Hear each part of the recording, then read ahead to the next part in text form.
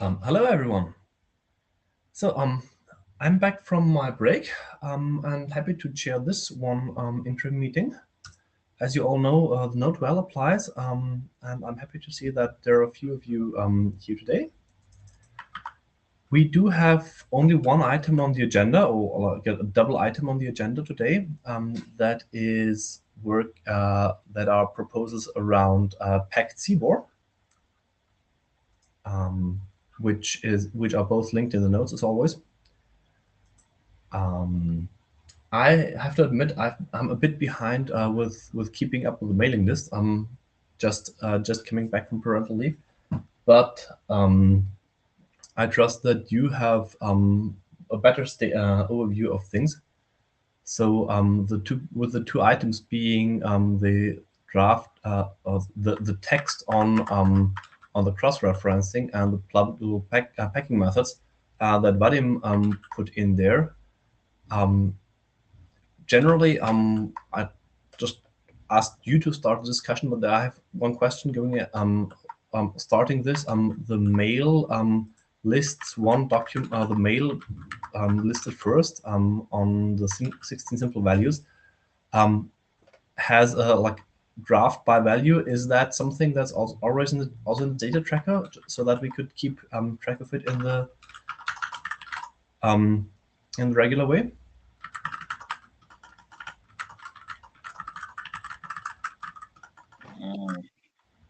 Well, it was intended to be first to receive comments on the mail list. Yeah.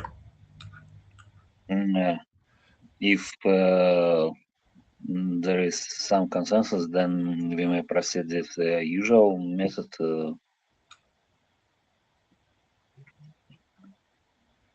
So from the authors list, I understand you wrote this together with Carsten. Is that?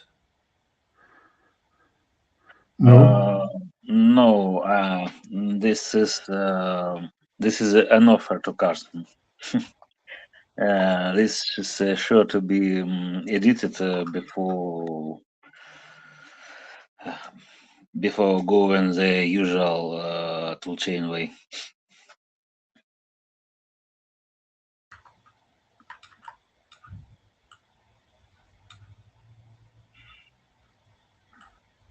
That's because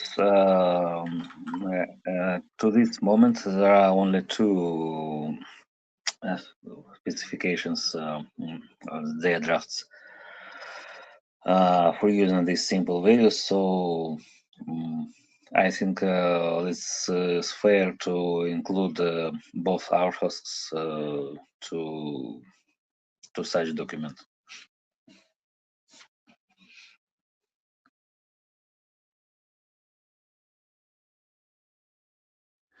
Yeah, I think the confusion here is that I indeed wrote some text that is in that proposal, but this is not my proposal. So it's not the usual way to indicate that I wrote some text by making me a co-author, but by mentioning me in the acknowledgement or something like that. So that I think that's the source of the confusion that Christian has. Yes, some text were copy pasted from your drafts. That's also why you listed.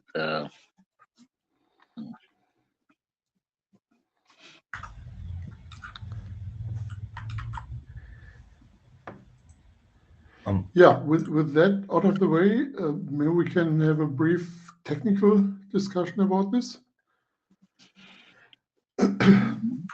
Maybe. Please.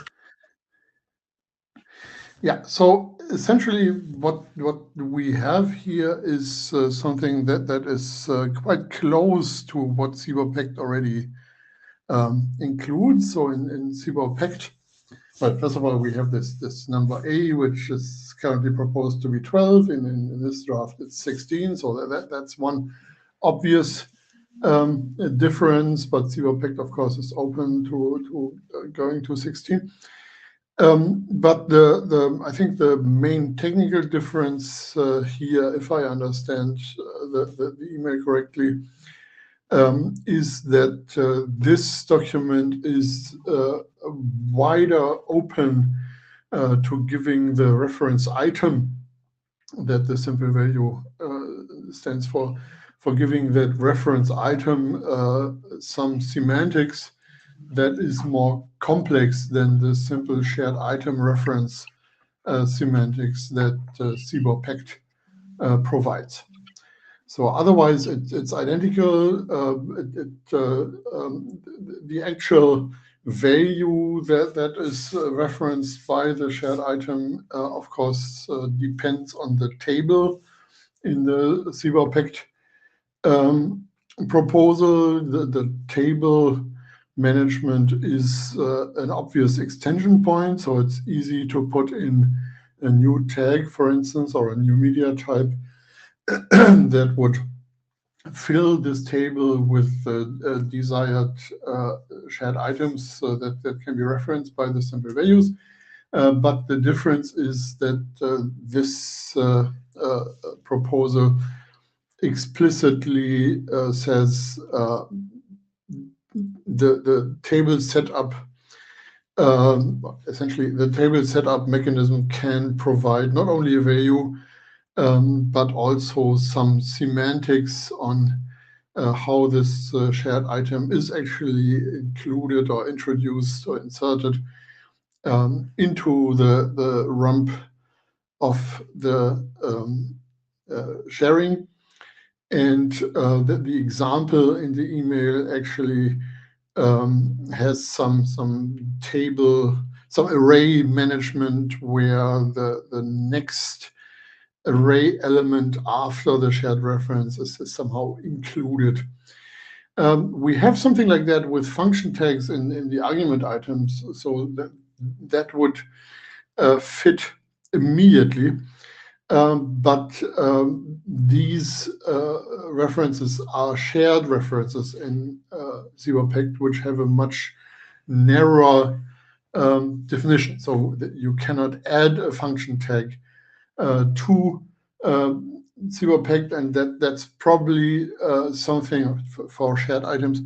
And that's probably the thing we could add to CBOR Pact to further enable usage of this kind. So I'm not proposing that we actually do that, because I'm actually quite happy with the rather simple and nailed down semantics that CBOR Pact currently has for shared item references, but at least I'm showing how this proposal could be accommodated in CBOR Pact without actually changing a lot. Well, it doesn't need to be. As you may have seen, there are no strict must requirements in the text, so any specifications conforming to this, broadly speaking, terms would succeed. So for CBOR Pact, it's actually you actually don't need to change anything in CBOR Pact except the IN registration section about simple values. Instead of that, you just put a reference that 16 simple values are used from this RFC 999 and be done. And so CBOR Pact may proceed as it is, but using more simple values without their usurpation. Well, as I understand, Pact right now says that if a simple item is expanded, that value is put into the position of the simple item. So it's not even like it's not even a CBOR sequence. It's just a single item that is isolated from everything else. Yes, this RFC proposal allows any subset of this It's intentionally very general, broad, so CBOR pact conforms to this. So just the main point of it, if for using it between different standards. So see, we have only 20 simple values at all for any compression or packing standard which may appear in the future, be it CBOR or anything better. If one standard already registered simple values for its own means, then all other future standards are restricted from doing this. So this RFC allows this to be future-proof.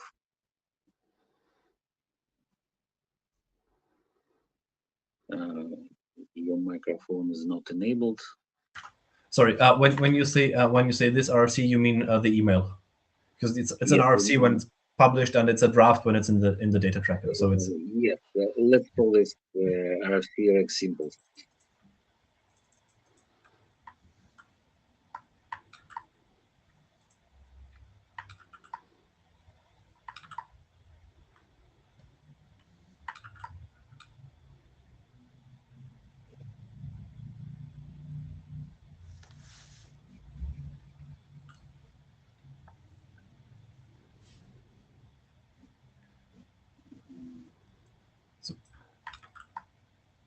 if I understand the point you're making correctly about other specifications using this, you're saying that the simple values that are registered in this would be shared by any specification that sets up something, rather than pact saying that it's Yes. about expansion through a pact-like mechanism. Is that correct? To any specifications which want to do packing or templating. It can be seen that substitution of another CBOR item in place of one simple value can be also used in the task cloud, like templating documents. Think about web, Python, Jinja 2, or similar. So I also put word template into this also, but it intentionally as broad as possible to not restrict future possible specifications. For now, it's just another that it allows the CBOR factor use 8 parameter more than 12. So with this I think proposal, the question of which value of A to pick is a bit orthogonal to the larger question of what do those values mean. We've had, I think that was in I think it was in the last IETF meeting, a discussion about whether pact can be can be open to like how much different a mechanism that uses the pact code points can be from pact while still being compatible with pact. The trouble being that all the mechanisms that do something like pact, if they are to work together, need to agree on how something like the table works. Because if they disagree on that and they are combined, it's I think there will be chaos in the usage. yes, but So as just saying that it's shared by multiple specifications, I think that's I think there has to be more than just specifying that those code points are used for something like that, because those eventually those things need to stay composable. yes, the point that was that Barry said we want to progress this before July. So that's the fast way, I think, or at least the A parameter. Yes, any future specification must provide a way of a description of how these values are to be combined if any other specification is used also. But as the CBOR Pact is the first in the stage that is ready to be published as a standard, I think for CBOR Pact this is not necessary.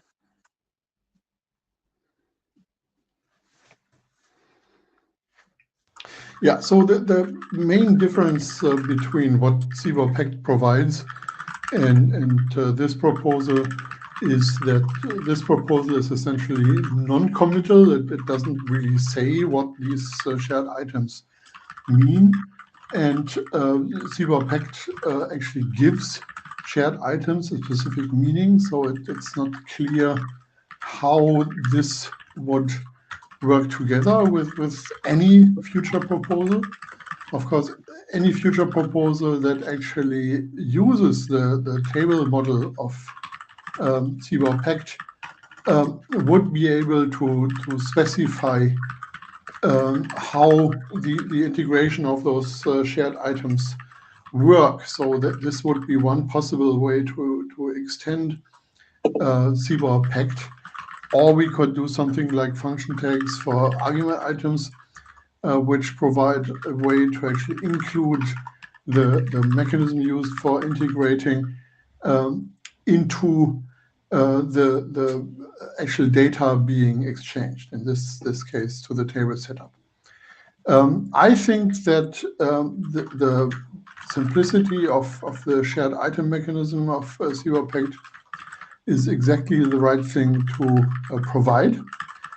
But that's the second step. The first step we would need to understand is how CBOR Pact already supports most of the things that you are trying to do, except that it's more specific on how you actually would use simple items in any future mechanism that registers table setup tags.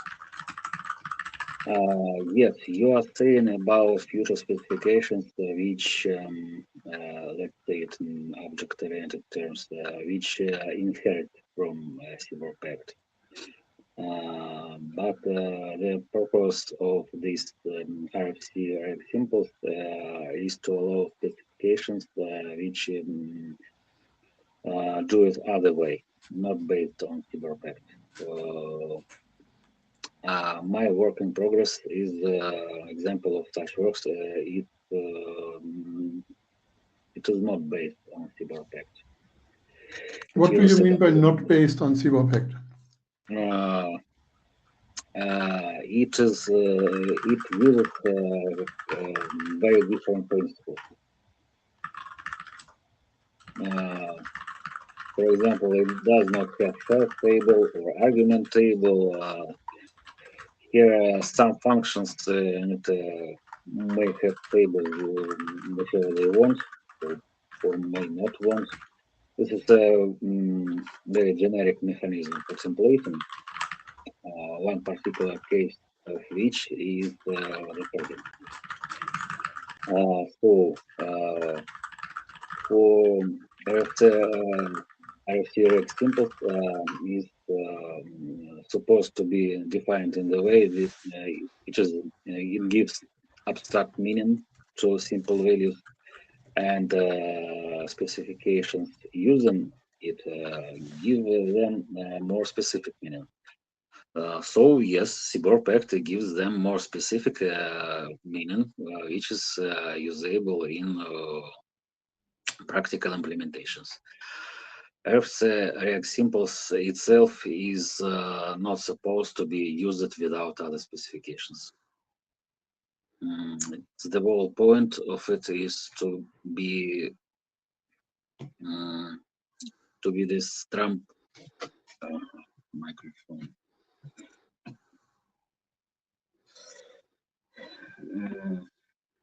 Is to be the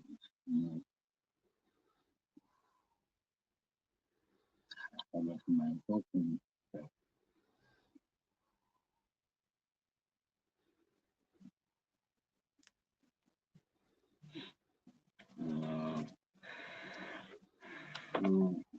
I see the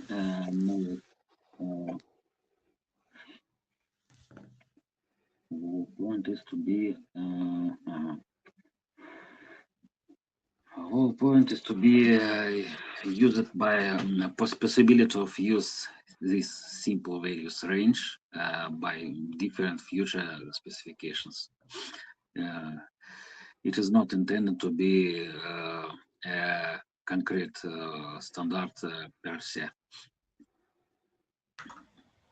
So the trouble I see with trying to get something out without saying how it works is that if we can't ensure that different things can interoperate on the code points that we're specifying here, we might run into a situation where we have the code points but can only use it for one thing anyway. So particularly when some application then says, "Yep, I'm making use of this in by this mechanism," and then this winds up in a CBOR document that uses packed CBOR without being clear on how the items are being used, or at least where the coordination happens. It might be ambiguous what a tag even means if it just has meaning depending on whatever is around it. So as I understand, at least the like minimal generalization of packed, which I think we talked about in the last IETF meeting already, is to have some coordination point, and that coordination point is precisely the tables that give meaning to that describe that at every point in the document, every tag has a meaning that is influenced by tags around it or by the context. I think if we just say that they mean something and it's up to the other documents, then this will rather slow down things instead of making sure we get it out fast, because we have the trouble before we would still have the trouble before we can use it interoperably. Well, you as I understood, you're again speaking about specifications which inherit from CBOR Pact. For them, nothing will change. They just inherit from CBOR Pact and use definitions from it. The CBOR Pact branch of specifications will continue to use tags and tables which are defined in CBOR Pact. Nothing changes here. That was split. Sorry, continue, please. I thought you were finished. This is a way for another standards based on another principles for using these simple ranges values, simple values range also. And so such future specifications, I think, must include a paragraph or section about how they can be combined or maybe not combined with using of CBOR Pact. As the mine CBAPT is supposed to be much later, to be published as standard much later, of course, I will include this when it will be ready. And for CBOR Pact, nothing changes here. This is just a way to quickly proceed with at least one parameter and use it big enough. As we now have 16 values shared between specifications, we don't need to be conservative in allocating them. We can use as much as it's possible for achieving better packing effectiveness.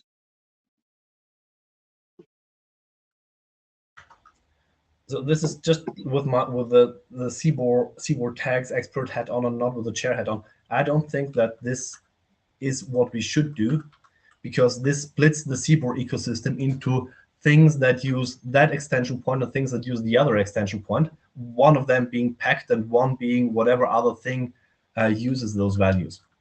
If we spend the effort of like generalizing, packed to the point where the things that other specifications want to do with it is possible, or describing why the particular generalizations are not done, I think we can have roughly the same effect, but also ensure that those stay combinable, because otherwise it's some tags or some CBOR mechanisms will suddenly be not usable by particular applications because they have opted into another branch of the ecosystem, which so far we have managed to avoid.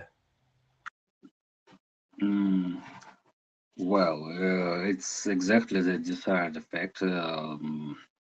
So the people can choose which standard better suits their needs.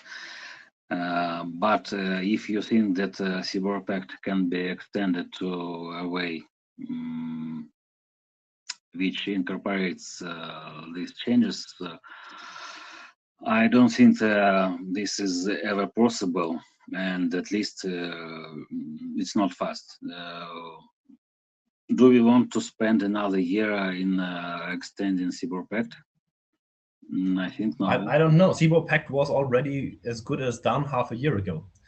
So, like, how much time we want to spend on getting something usable depends on how much feature requests are coming in still. Well, there was much mail from me, and not only from me, on list about deficiencies of CBOR Pact. I think we have no much time today to repeat them all. Okay, it's the market. Specifications may compete. Do they? Let the wallflowers bloom.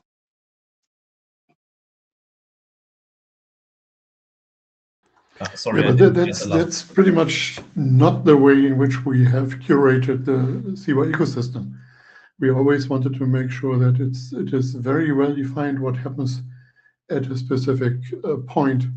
And there are some tags, for instance, the alternative tags, which have been defined in such a way to actually represent some application information that we are not further specifying. So this can only be used by applications that do specify what these alternatives mean. But usually when we define a tag, and I think that will also apply to new simple values, we have a common understanding of what this is, and we are actually able to implement it. And that's actually the part that I'm mostly interested in. We are able to implement it and use that implementation across the ecosystem. What I'm seeing here is that we have this precious resource, simple value, and we might not want to spend this and so on. So we are not really defining its use. That makes it worthless. So I think it's much better to have one well-defined meaning of the resource instead of two meanings, and you don't know which of the ones you are using. Now, CBOR Pact has this way of integrating table setup mechanisms, and we could, I'm not saying we should, I'm just saying we could extend the way shared item references work. So right now, a shared item reference always puts the shared item being referenced exactly at the place where the reference item is. The reference item can be a simple value or a tagged integer. That is extremely simple to implement, and that's one of the values of having this shared item mechanism. But we could allow for table setup mechanisms to put something else. And I think the obvious example here is the unquote splicing example, where a table might contain something that looks a lot like a CBOR sequence. and is spliced into an array where the item reference actually is taken. So we could do that, but that adds complexity. And we have to be sure that it's actually worth adding that complexity. And right now, I'm not so sure about that. I wouldn't want to exclude it, but I'm not so sure about that. So yeah, the question really is, are we able to commit ourselves to one use? Or do we have to keep this open, which essentially will mean nobody will ever actually use this because it's all spread out and smeared over the CBOR ecosystem. And it's not something that we can, for instance, provide to other SDOs to actually create useful standards on top of. So I'm very much for a very well-defined definition of these allocated items, given that we are a bit more generous about allocating them than we have been in other places. That is not an argument for me to make it less well-defined, but it's actually an argument for making it more well-defined so we can have extension points like the table setup mechanism that exactly define what is supposed to happen. Well, okay. If you do not accept such RFC, then how do you propose for another standard to reuse the simple values in the way which CBOR Pact does not allow to use them? What? Well, I'm not proposing to allow using them in a way we are not allowing them to use. But the table setup mechanism is the extension point here. So if we have a way to set up a table that will be referenced by the shared item, then with CBOR Pact as it is defined now, we have a very simple, very well understood meaning, which is replace the reference item by the shared item. And I think that's one of the strengths of CBOR Pact, that this is so easy to implement. In particular, if you have something like a DOM type API. So if we want to make that more complicated, we can do that as long as things stay well defined. So we could say there is a way to include an unquote splicing item in a table, in a shared item table. And that item would then actually be spliced into an array referencing it instead of just creating a single element in the array. So we worked around the need for that in the DNS CBOR document by simply allowing nested arrays for DNS names. And you might call that cheating, but on the other hand, this is a crutch and flush. This is one of the problems that CBOR Pact have. But it's not a problem, it's a choice.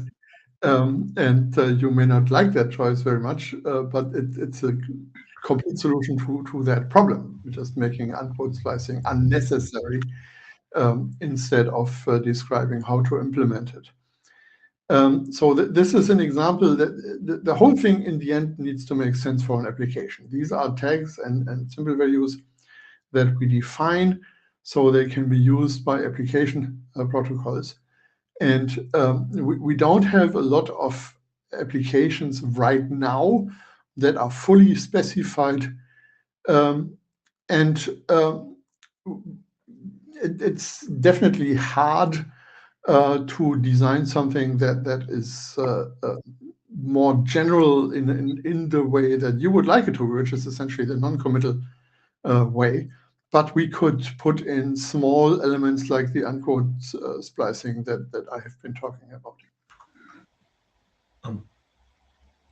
Suggestion going forward. If we could one of you phrase the generalization of simple items as maybe as a pull request to Pact, and then we can revisit whether the use cases that are around for using the simple items work with that generalization. How do you suppose this pull request will look like? A paragraph that some other standards can use these simple values in another way than defining yeah, by CBOR. So thing is, once when working off that generalization, and I'm not saying I'm personally unsure on whether that generalization is good. I think I like the unspliced thing because the workarounds are. There, I agree with you. There, the workarounds are worse than accepting unspliced. But if we have that branch of pact where it says a simple item can have very complex semantics, but not all implementations might work with table setups that allow them, then another specification, such as any that would hook into the extension point that you're proposing, can state that this extension, for example, as set up by a tag or by a media type or whatever triggers the extension, sets up the simple values with, I don't know, one particular value is unquote slicing. The next is really acting on the next item in an array or on the value on a key value, or whatever those things might then do. But it does that in terms of stating that in this particular application, we have a predefined or pre-configured or application configured meaning of the table entries. And then that application has a static, if you're looking just at an application that works with your email proposal, that application could one by one work off a packed CBOR with the branch on simple items can be more than just replacements. And all that specification would say is this builds on packed CBOR, and any document we receive has pre-populated the, say, it's simple item, shared item table. Thank you. The shared item table with whatever that application wants to do. Yeah, the problem with doing that, and then there is a number space that extensions can interoperate with. So the main problem with doing that is that right now in the CBOR pact model, the tables are actually CBOR data items. And that's probably a good thing for an implementation point of view. So we would have to think about, for instance, how to map unquote splicing to a shared item, to an entry in a shared item table. So again, we can give up that principle, but I think it would be good examining whether we can do this in a way that doesn't lose that principle. I'm confident we can find a solution that's close to that, at least as a discussion start, because right now we're having very opposed proposals around. Let me say it another way, more stressed. My proposal does not use tables at all. Let me be radical. No shared table, no argument table. So let CBOR pact to be left simple, relatively simple as it is, confined in the tag, in the tags which it defines. For example, in the tag 113. My proposal essentially says that every such specification, every standard must define a way to how to distinguish meaning of these simple values, and the expected way to do this is using text or media type. For example, if you see tag 113, then this is CBOR pact with shared table, argument table, and so on. Inside this tag, these simple values means death. If you see some another tag, for example, 10, then here these simple values may mean some another thing. This is the way. This is supposed way to differentiate between them. If you try to pull all these things into CBOR packs, of course, it can become very complex, and we probably don't want this at this point. We want to agree on A, B, C parameters as soon as possible to proceed to a publication.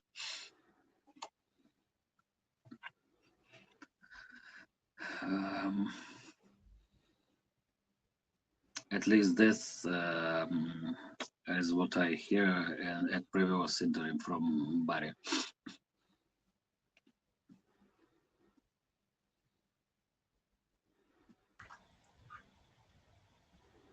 Okay, there's one property that we probably need to take care of, which is that CBOR Pact provides nesting. So we know what it means to use one CBOR Pact item within another CBOR Pact item. So we would have to make sure that this is actually the case. But yeah, what I'm proposing, or what Christian is proposing to do here, probably could maintain that property if we do this carefully.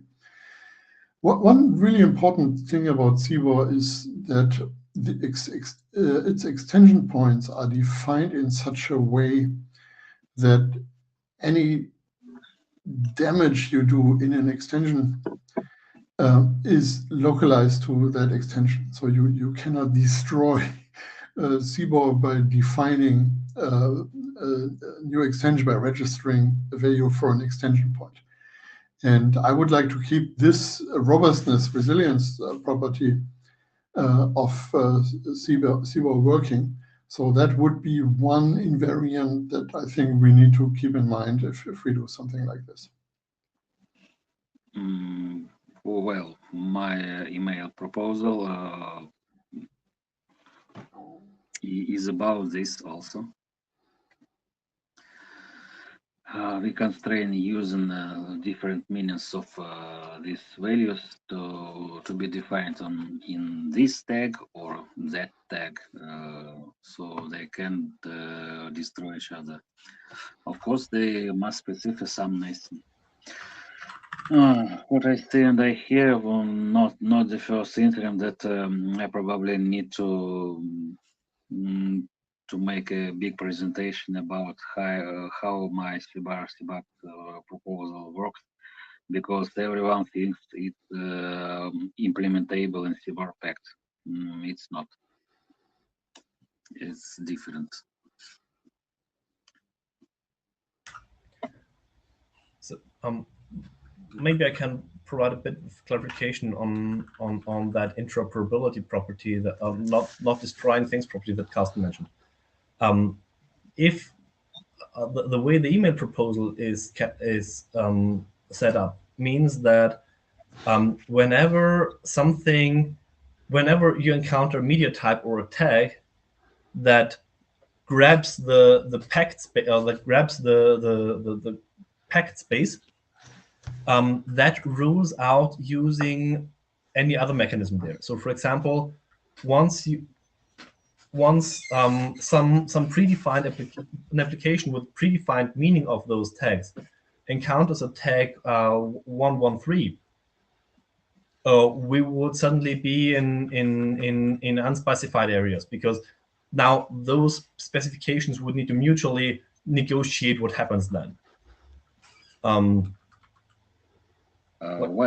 one of previous presentations, my slides on one of previous interims, I've shown that my CBOR proposal, the tag 10, can include CBOR Pact with its tag 113 as a leaf. So such nesting is possible, but it must be defined by specifications, of course. That's the point. It must be defined by specifications. And if there is some overarching principle that guides how that number space of the simple values and the registered tags is set up, then it's not left to each pairwise specification to be usable. But it is clear from the tags what they're for. But yeah, I think taking up your point on making it understood why Pact can't do what CBOR is trying to do. I think that would be easier if we had a branch of Pact CBOR that says like items are free for all, whatever the table setup mechanism describes could be a meaning of it. Although it would probably give guidance on things that will be implementable and things that will be really hard to implement. And then we could see from there whether it really holds that there are properties of the protocol that you can still not achieve with that, but could achieve with a free-for-all, in the sense that every specification can rule out others, can grab the.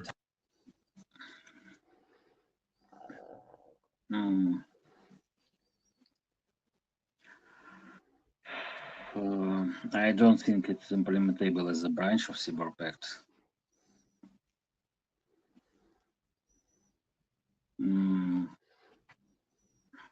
Probably we need to continue this discussion in my list.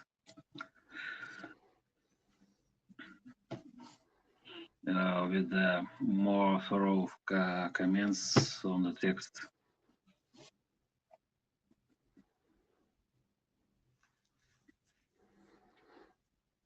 So let me just quickly expand on the extensibility comment that I made.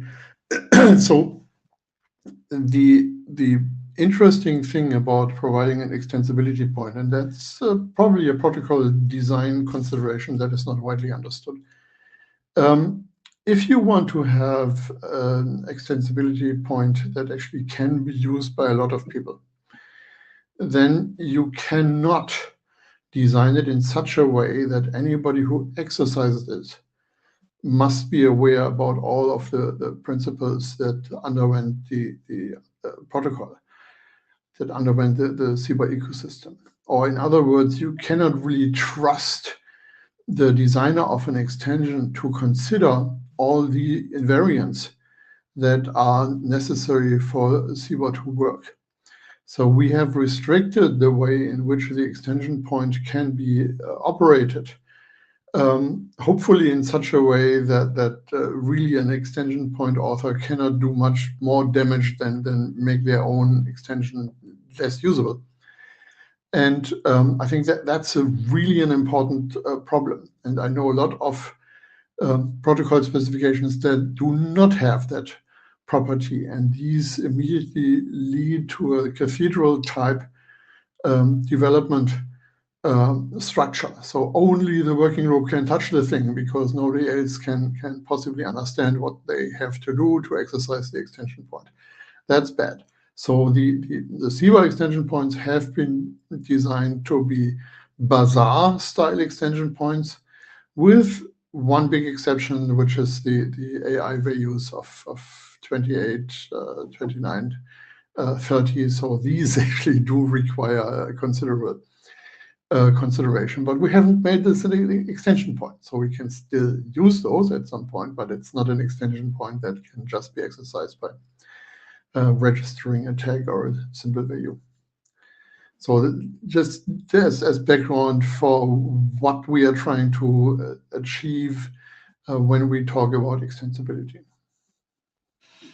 Well, with proposing to make this branch of CBOR Pact, you are essentially proposing the cathedral style. No.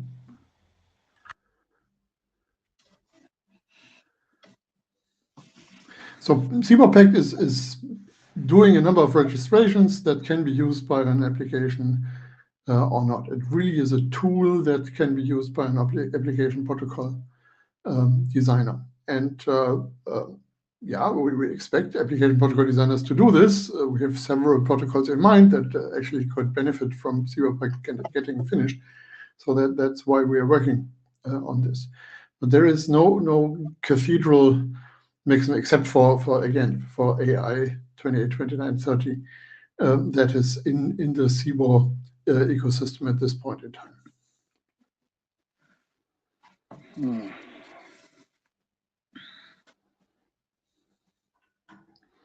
Okay, I think I try to pick up Christian's suggestion here of being a little bit more open to additional semantics of the shared item reference. And again, this has to be handled with some care, not to create problems for people who actually want to design their own extensions that fit together with CBOR Pact, but I think it can be done.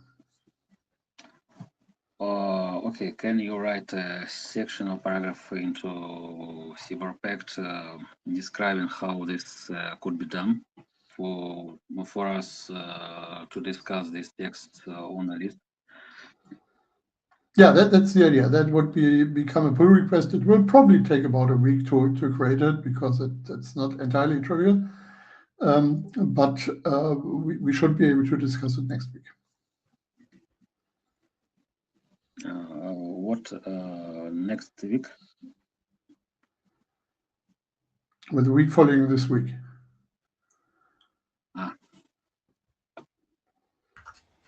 So basically, we could have on-list discussions before we meet for interim again. Exactly. Okay, so what's else for today? Or at the end? Sorry, I didn't get that. So is the meeting is over today?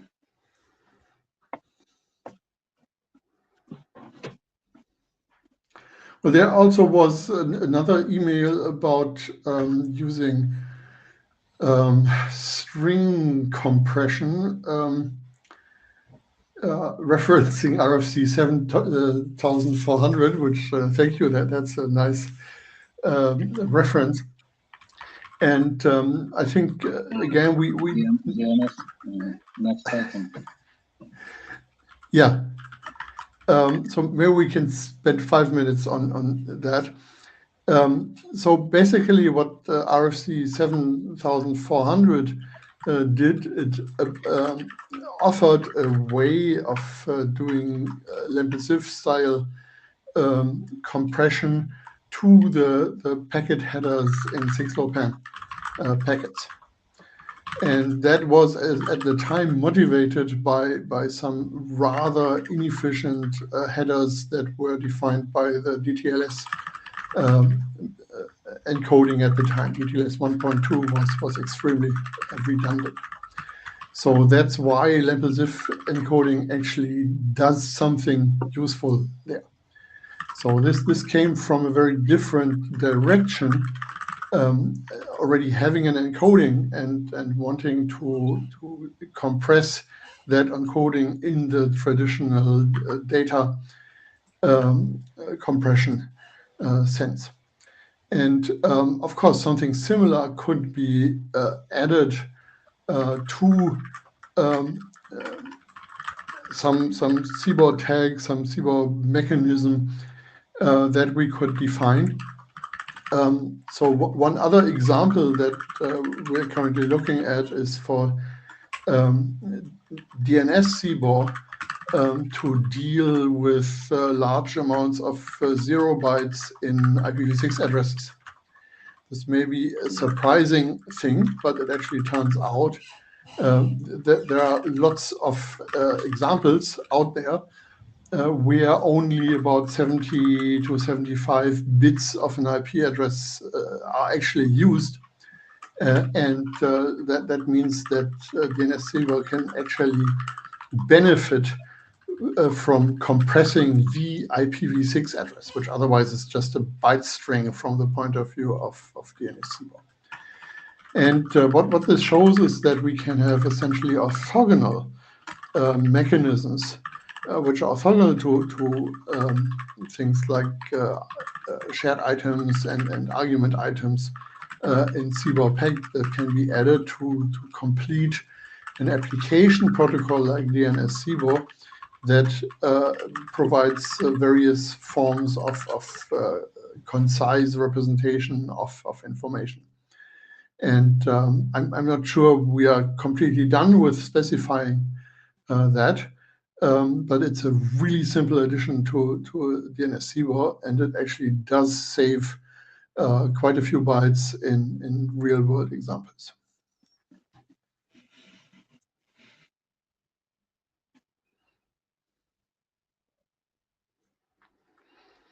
So I wanted to point that out.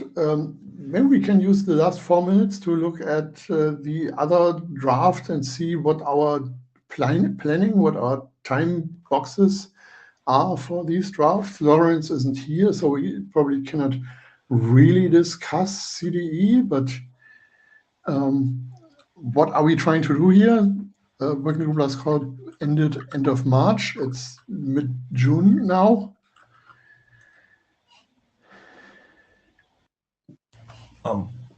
I don't have the current timelines off my head right now. Sorry, I'm not caught up that far yet. So I'll have to look into it. Okay, let's look at that next week then. The next interim then. Yep. So that's all I have. Okay. Is there anything anyone else wants to bring up before we close for today?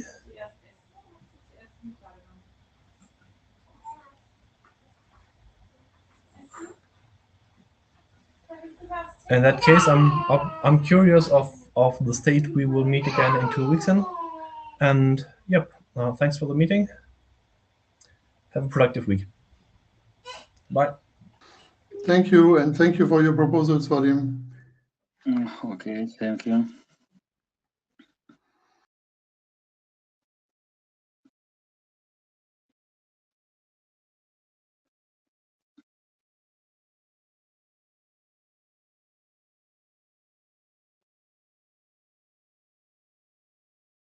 Bye all.